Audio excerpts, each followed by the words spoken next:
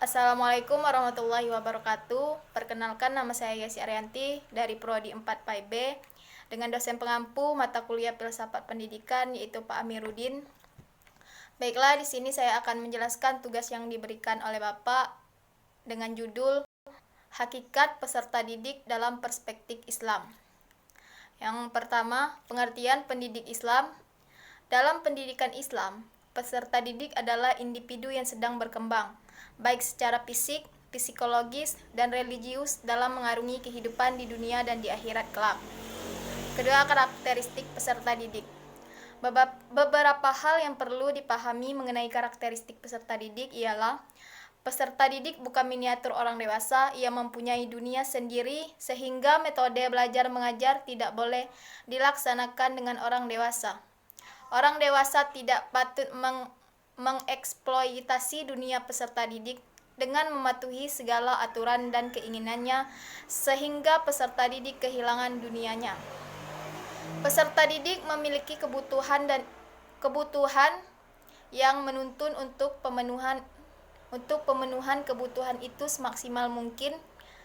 Kebutuhan individu menurut Abraham Maslow terdapat 5 hierarki kebutuhan kelompok di dalam 2 kategori, yaitu kebutuhan terhadap dasar yang meliputi kebutuhan fisik, rasa aman dan terjamin, cinta dan ikut memiliki sosial dan harga diri.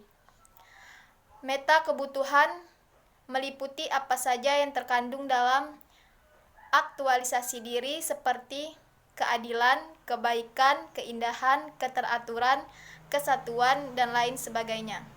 Sekalipun demikian, masih ada kebutuhan lain yang tidak terjangkau kelima hierarki kebutuhan itu, yaitu kebutuhan akan transendensi kepada Tuhan. Individu yang melakukan ibadah sesungguhnya tidak dapat dijelaskan dengan kelima hierarki kebutuhan tersebut. Sebab akhir dari aktivitas hanyalah keikhlasan dan ridho dari Allah Subhanahu wa taala. Peserta didik memiliki perbedaan antara individu dengan individu yang lain, baik perbedaan yang disebabkan dari faktor endogen atau fitrah maupun eksogen atau lingkungan, yang meliputi segi jasmani, inteligensi, sosial, bakat, minat, dan lingkungan yang mempengaruhinya. Peserta didik merupakan subjek dan objek sekaligus dalam pendidikan yang dimungkinkan dapat aktif, kreatif, serta produktif.